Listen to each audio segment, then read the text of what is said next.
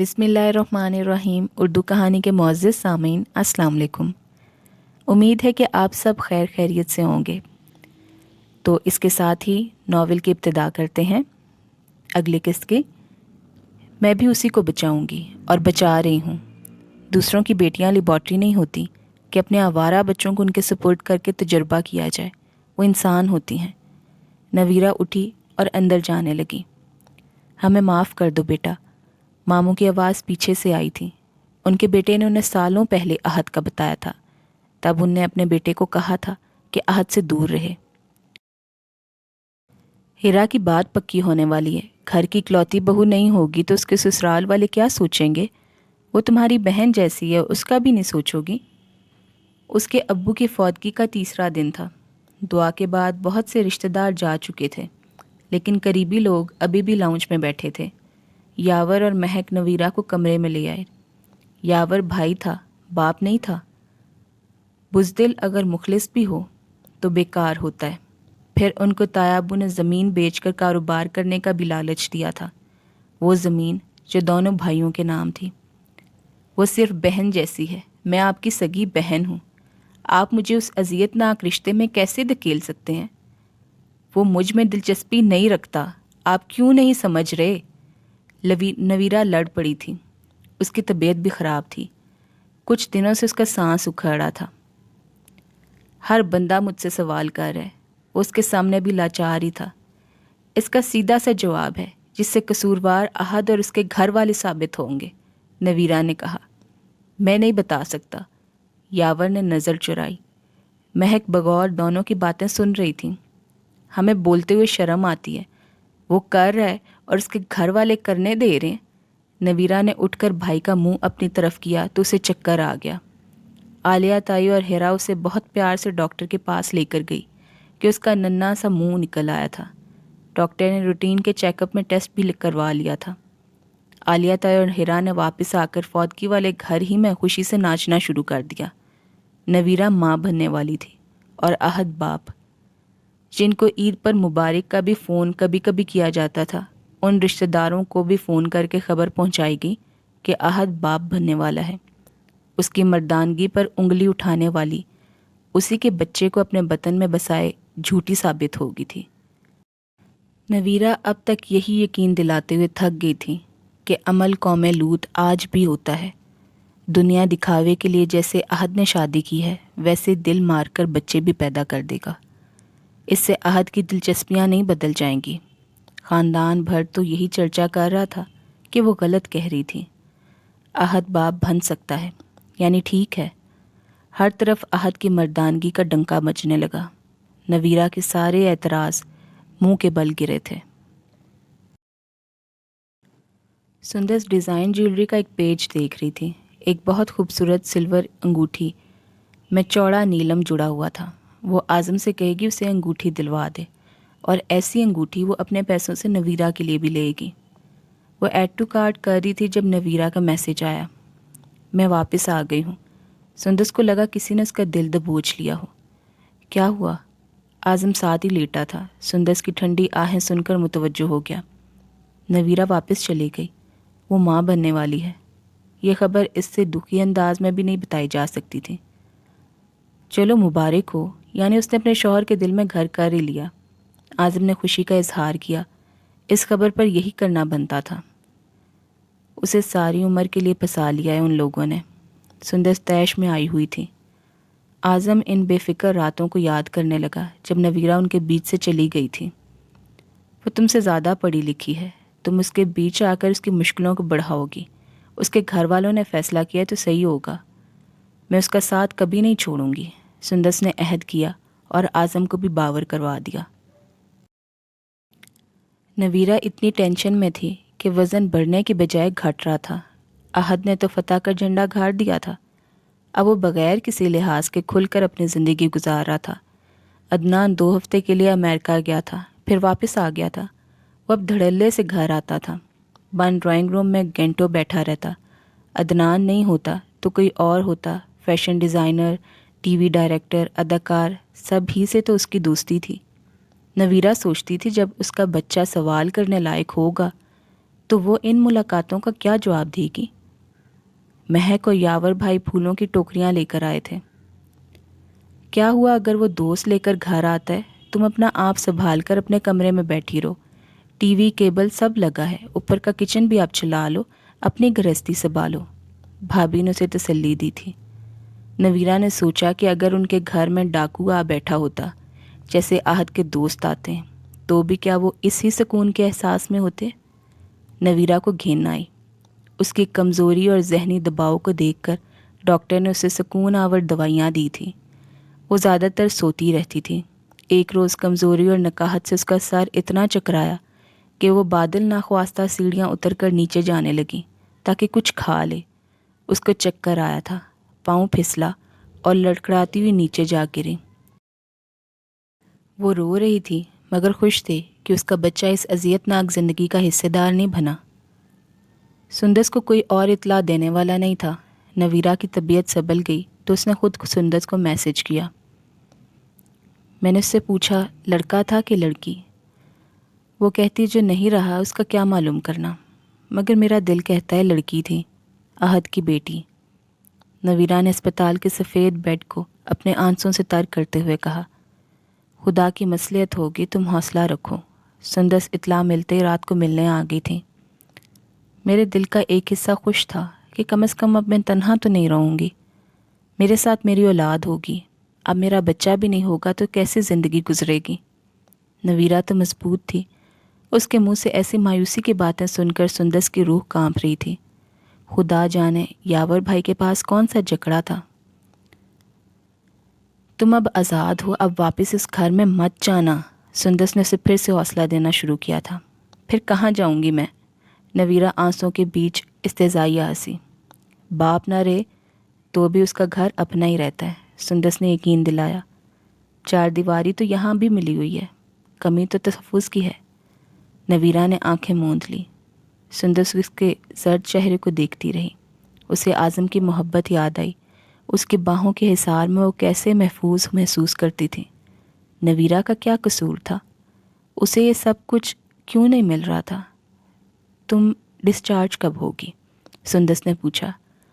کل دوپہر 12 بجے ڈاکٹرز کا راؤنڈ ہے، اس کے بعد۔ نویرا نے کہا۔ تم گھر والوں کو کہنا شام میں ڈسچارج ہونا ہے، میں صبح تمہیں یہاں آ کر لے جاؤں گی۔ سندس سنجیدہ تھی۔ تم کہاں لے کر جاؤ گی؟ نہیں سندس، ایسا ممکن نہیں ہے۔ نویرا نے نکاہت میں ایسے اسے سمجھانے کو کہا۔ میں تمہیں امی کے گھر لے کر جاؤں گی یا اپنے گھر لے جاؤں گی، میں اس اذیت میں تمہیں اب دوبارہ وہاں جاتا نہیں دیکھ سکتی۔ سندس نے اسے قائل کرنا چاہا۔ نویرا نے غور کیا، اسے یقین تھا سندس کے گھر والے نہیں مانیں گے، اسے واپس احد کی دہلیز پر ہی جانا پڑے گا۔ مگر یہ احساس کہ کوئی اس کی خاطر سب سے ٹکرانے کا ارادہ رکھتا ہے کتنا دل فریب تھا۔ دل کو فریب دے کر کچھ پلوں کے لیے اسے سکون مل سکتا تھا تو وہ ان لمحوں کو کشید کرنا چاہتی تھی۔ تم مذاق کر رہی ہو، ایک انجان لڑکی کو تم ہمارے گھر میں کیسے لا سکتی ہو؟ اعظم مذاق کے موڈ میں تھا۔ جب اسے احساس ہوا کہ سندس بہت سنجیدہ ہے، وہ انجان نہیں ہے، میری بیسٹ فرینڈ ہے، میں اسے کچھ دن کے لیے یہاں لاؤں گی، اس کی طبیعت بہتر ہو جائے گی تو اپنی امی کی طرف چھوڑ دوں گی، ورنہ وہ اپنے ابو کے گھر بھی جا سکتی ہے، لیکن ابھی اسے میری ضرورت ہے۔ سندس جانتی تھی کہ اعظم کو منانا آسان ہی ہوگا مگر وہ بھی پیچھے قدم نہیں ہٹا سکتی تھی۔ تم بہت نرم دل ہو، میں جانتا ہوں، مگر یہ ممکن نہیں ہے، وہ یہاں نہیں آ سکتی۔ اعظم جھنجھلایا۔ ارم باجی کا کمرہ خالی ہے، میں نے صفائی بھی کروا دی ہے۔ سندس اپنے ارادے میں بہت آگے نکل آئی تھی۔ ہر رشتے کی کوئی حد ہوتی ہے اور دوستی کی بھی۔ ہم اس کے خونی رشتہ دار نہیں ہیں، اس طرح سے وہ مجرم نظر آئے گی، لوگوں کو اس پر انگلی اٹھانے کا موقع مل جائے گا۔ اعظم اب پیار سے سمجھا رہا تھا۔ آپ کہتے تھے نا کہ آپ میرے مقروض ہیں، آج وہ قرض مجھے واپس لوٹا دیں۔ میں نے آپ کے گھر کے لیے جتنی قربانیاں دی ہیں مجھے ان کا صلہ چاہیے۔ میں اس کو اپنا گھر سمجھ کر خدمت کر سکتی ہوں تو اس کو اپنا گھر سمجھ کر اپنی سہیلی کو یہاں کیوں نہیں لا سکتی؟ آپ مجھے تحفہ دینا چاہتے تھے نا، مجھے یہ تحفہ چاہیے، میں نویرا کو یہاں لے کر آؤں گی۔ سندس نے آخری بار کہا اور خاموش ہو گئی۔ ایسا کرو، تم روز اس سے ملنے چلی جایا کرو، اس کو لے کر گھوما پھرا کرو، اس کے لیے تبدیلی آئے گی تو اس کا موڈ بہتر ہو جائے گا، پر وہ ٹھیک ہو جائے گی، پھر اس کے نوکری اور رشتے کے بارے میں بھی طریقے سے کچھ سوچیں گے نا. میں کسی وکیل سے بھی بات کروں گا. اعظم نے اس کا ہاتھ پکڑا اور دھیرے دھیرے سہلاتے ہوئے سمجھانے لگا. سندس آگے سے خاموش رہی. اعظم کو لگا وہ قائل ہو رہی ہے. یہ تو اگلے روز معلوم ہوا کہ بیوی کی خاموشی کس قدر خطرناک ہوتی ہے. میں نویرا کو لینے جا رہی ہوں. سندس نے صبح سویرے ٹیکسی میں بیٹھ کر اعظم کو میسج کیا اور فون بند کر دیا. اعظم کے اٹھنے میں ابھی وقت تھا. اسے یقین تھا نویرا آ جائے گی تو اعظم خود ہی مان جائے گا. وہ کبھی اعظم کا سوچتی تو کبھی نویرا کا. اس کا سر چکرانے لگتا. پھر اس نے غور کیا ٹیکسی والا تنگ چھوٹی گلیوں میں سے گاڑی لے کر جا رہا تھا، اس لیے سر چکرانے لگا تھا. یہ کدھر سے لے جا رہے ہو؟ مین سے جانا ہے، وہ پریشان ہو کر بولی. مین پر دھرنا ہے اور احتجاج ہو رہا ہے. فجر کے بعد سے زیادہ معاملہ خراب ہو گیا ہے. اب انہوں نے سارے راستے بند کر دیے ہیں، ٹیکسی والے نے بتایا. سندس کو یاد تھا وہ پچھلے روز ہسپتال گئی تھی، تب بھی ٹریفک کا رخ موڑا گیا تھا. یہ دھرنا تو 4 دن سے چل رہا تھا. کسی کا جوان بیٹا ناحق مارا گیا تھا. ورثہ باز اور ملزمان کے خلاف احتجاج کرنے بیٹھ گئے.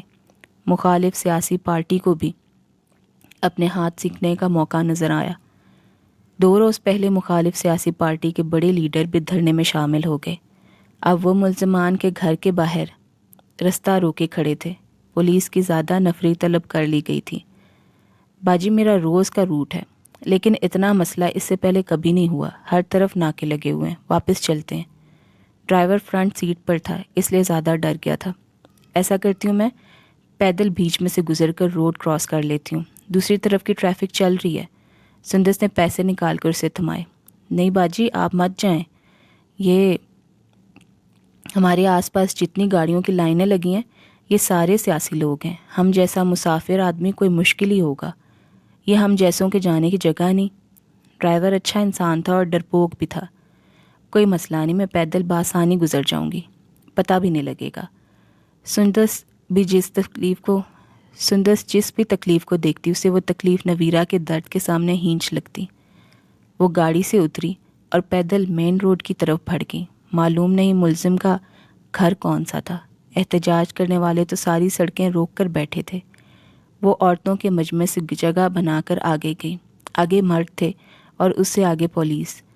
مردوں میں سے راستہ بنا کر گزرتے ہوئے ہر سانس کے ساتھ توبہ توبہ کا ورد کر رہی تھی. اسپیکر پر باقاعدہ اعلان ہو رہے تھے کہ احتجاج منتشر کر دیا جائے. دوسری طرف احتجاج کرنے والے لیڈر کارکنوں کو مزید بھڑکا رہے تھے. سندس نے تو کسی آواز پر کان نہیں دھرے. وہ تو آگے بڑھ رہی تھی. حالات کس قدر گھمبیر تھے اس کا اندازہ اسے تب ہوا جب آنسو گیس کا پہلا گولا کہیں قریب ہی آ کر گرا. یکدم مجمع کے لوگ الٹی سمت بھاگنے لگے. سندس نے بھی دوڑ لگائی مگر دوسری سمت بھی آنسو گیس پھینکی جانے لگی. لوگ گھبرا کر دوڑنے لگے. لوگ ایک دوسرے سے ٹکرا کر زمین پر گر رہے تھے.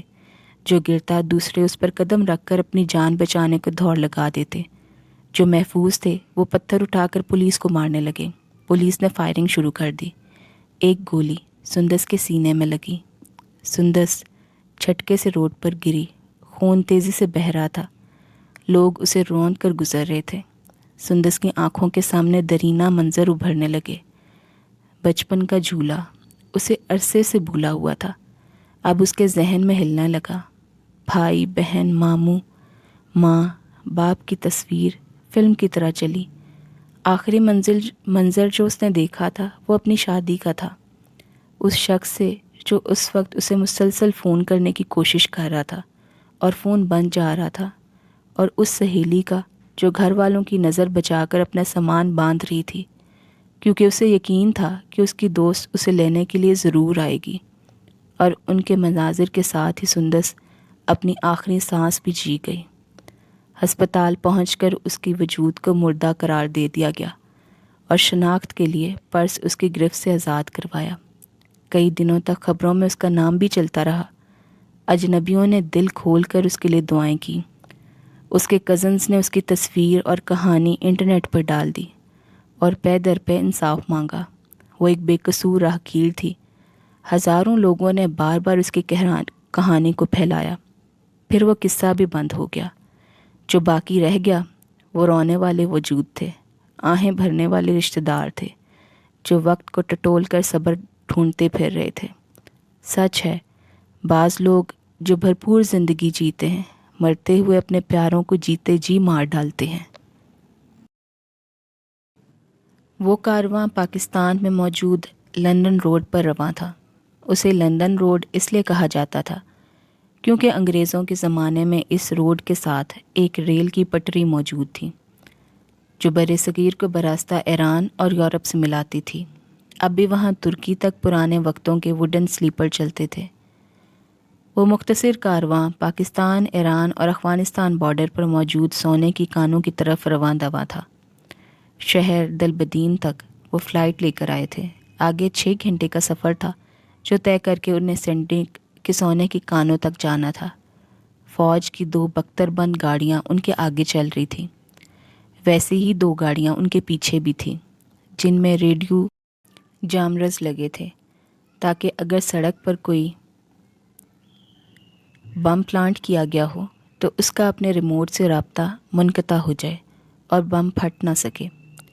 یہ علاقہ دہشت گردی کے لیے مشہور تھا۔ تا حد نظر پتھریلے راستے اور چٹانیں تھی۔ قدرتی خوبصورتی کا شاہکار صحرا وہ پیچھے چھوڑ آئے تھے اور پہاڑوں کا انچھوا منظر ان کے سامنے کھڑا ہوا تھا جس کو برہنہ آنکھوں سے دیکھنے والے سب مبہوت تھے۔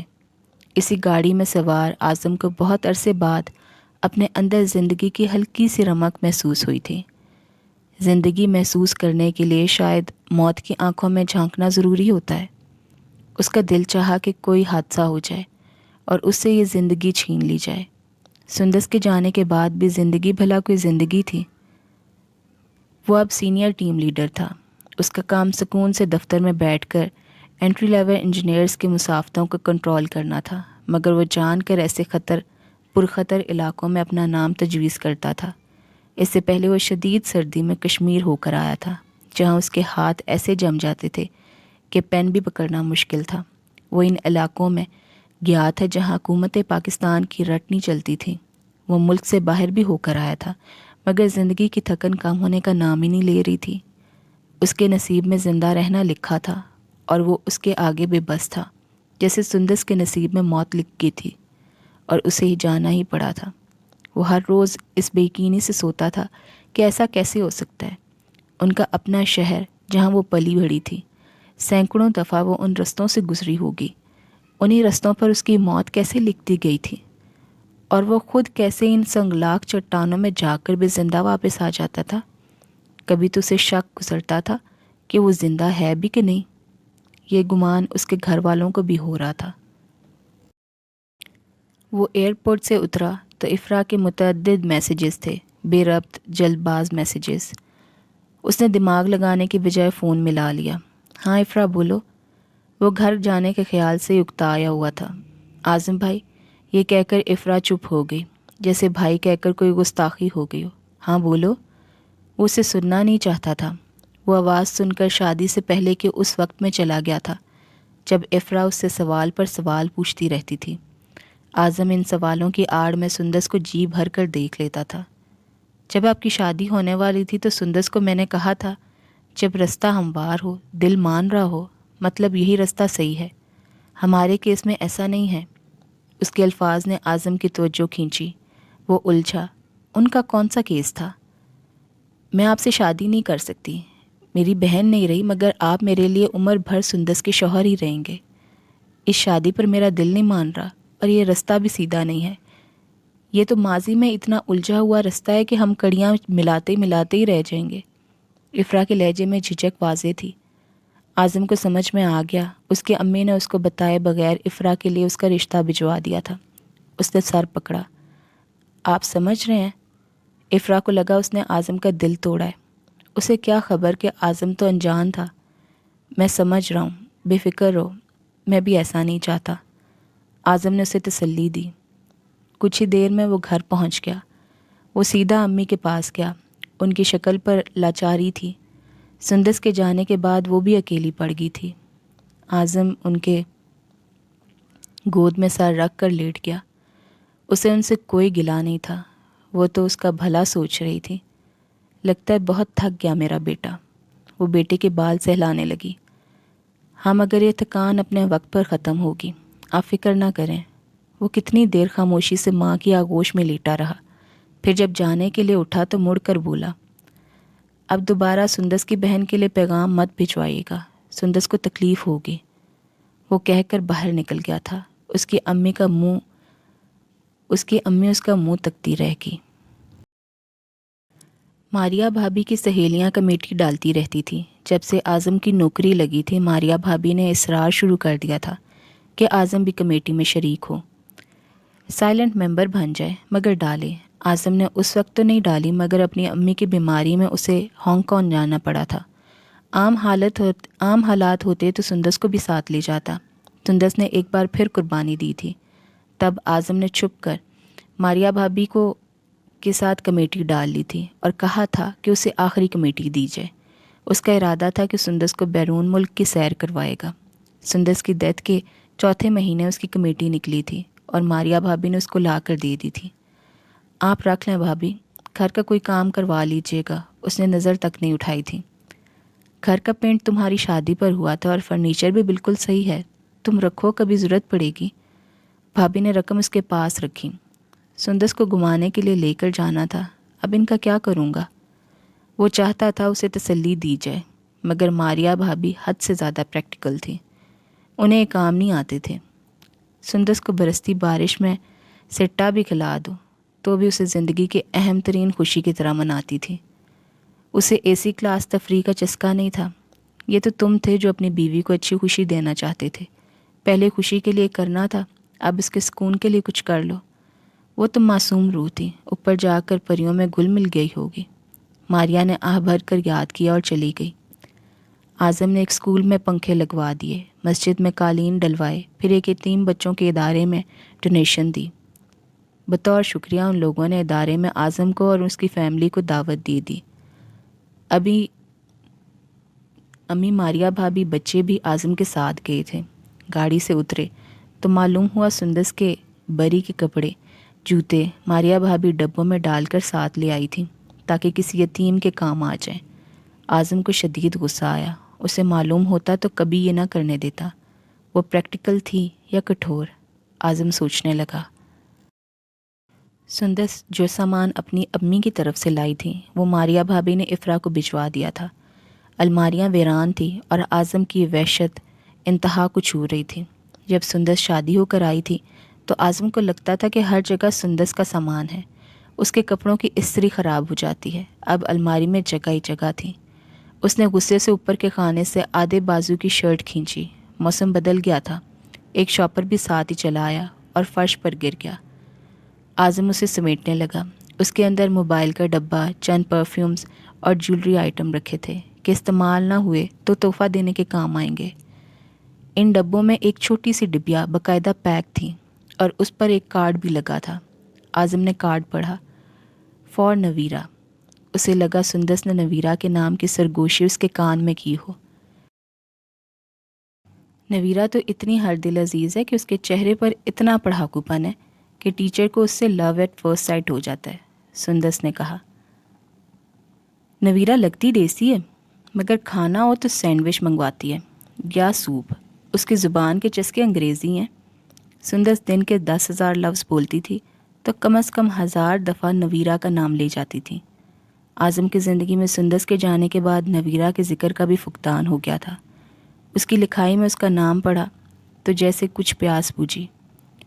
شوہر کے سامنے کسی دوسری عورت کی تعریف نہیں کرتے۔ ڈبیا ہاتھ میں لیے اعظم نے سرگوشی کی۔ پہلے بھی متعدد بار یہ بات وہ سندس کو کہہ چکا تھا، جس کا ہر بار یہی جواب ہوتا تھا کہ وہ ہے ہی اتنی اچھی، ذکر بھی تعریف بن جاتا ہے۔